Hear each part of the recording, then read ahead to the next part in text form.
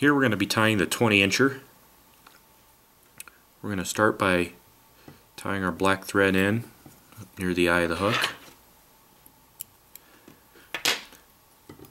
We're going to lay down a quick thread base. We're going to go all the way back to where the hook kind of starts to bend a little. Now the first thing we're going to do is we're going to take a small amount of dubbing, and we're just going to put a little dubbing ball at the rear of this fly. This is going to help us when we tie our tails in. Got to be careful not to overdo it here. Just a little tiny dubbing ball, just like so. Now I'm going to take my turkey biots. I'm going to use some brown ones. I'm going to tie those in. I want them to be about the third of the length of the hook. Got to be careful not to tie these in too long. I just kind of eyeball them. And when I tie these in, as I tie back on that dubbing ball, it splits them for me, which makes it a little easier to deal with. And I do the same on the other side here.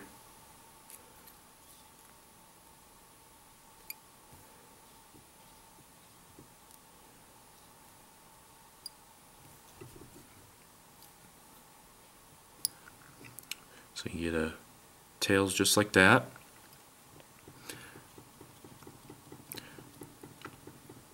And I just take those biots up about 2/3 of the way up the hook, just so I keep with that nice smooth body.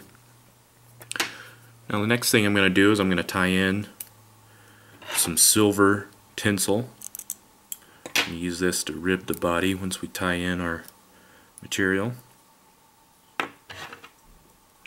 I'm just using like a French tinsel here. You can use all kinds of different tinsels if you like.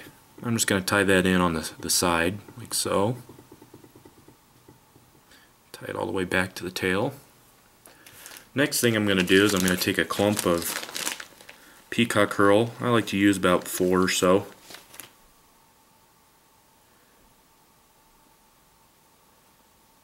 I'm going to tie those in at the rear.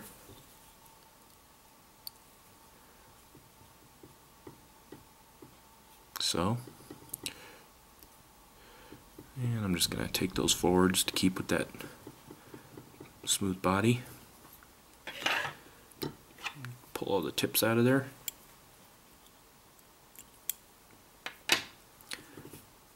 Now what we're going to do is we're going to take that peacock, we're going to wrap it around the hook all the way up the length of the body.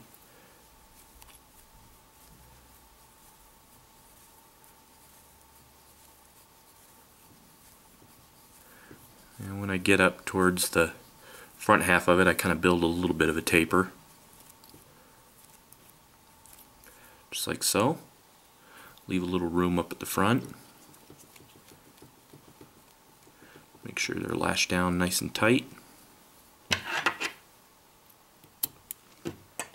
Now I'm going to take that tinsel that I tied in.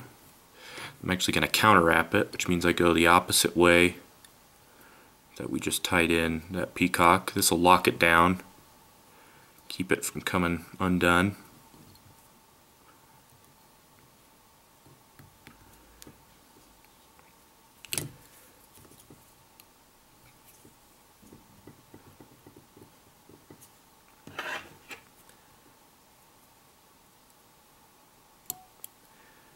The next thing that we're going to do is we're going to tie in our casing material. This will be pheasant tail. Some guys use turkey. That works just fine as well. And we're actually going to tie it in with the thick ends.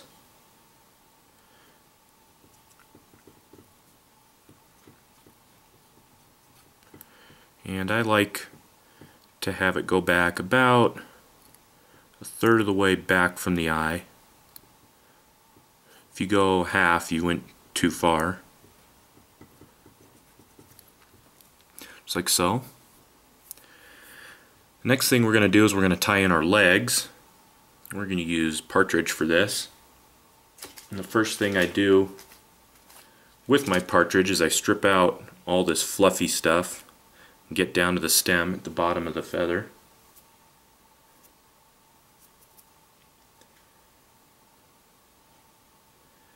Now what I'm going to do is I'm going to stroke those feather fibers backwards. See how I'm kind of stroking them backwards from the tip of the feather?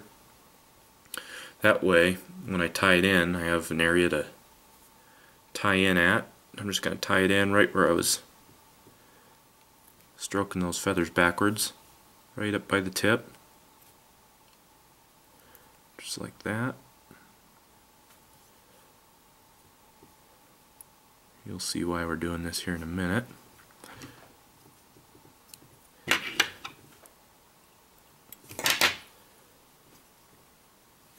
Now, once I've done that, we're going to build up the dubbing for the thorax. I just use a tan dubbing for this. You can use all sorts of different kinds of dubbing, rabbit dubbings, fine dubbing, whatever you feel like using. And we're going to dub this, I'd say moderately heavy. Because it's a stonefly nymph, it's going to be a little bulkier than your typical mayfly or caddis. So I'm going to lay down a generous amount of dubbing.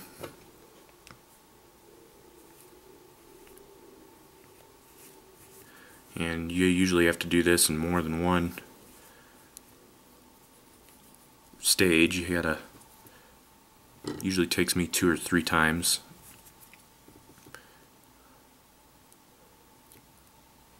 Don't want to apply it all at once.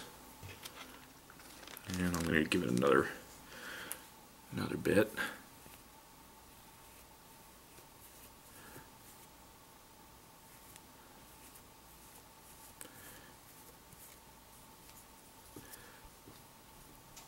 And I kind of build up a little bit more in the back than I do near the front, kind of taper it forward, just like so.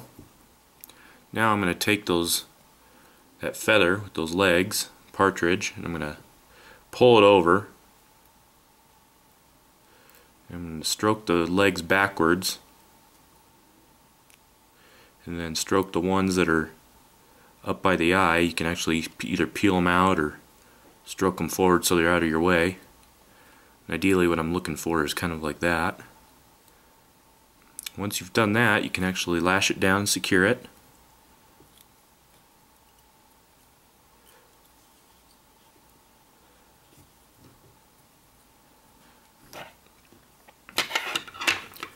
Just like that.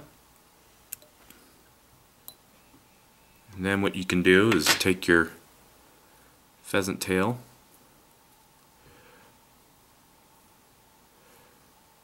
sometimes you get a stray fiber in there, and I usually just get in there and cut them out. There we go. I'm going to pull that pheasant tail forward for the casing. Capture it. This is where you got to be careful not to crowd the hook eye too much.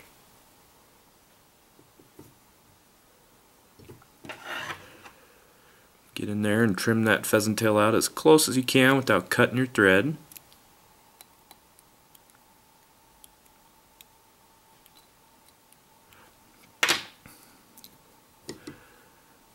Then cover up those butt ends. Got to be careful not to crowd the hook eye too much on this fly. It's real easy to do. There's a lot going on up near the front half of this bug. Once you've done that, you're ready to whip finish.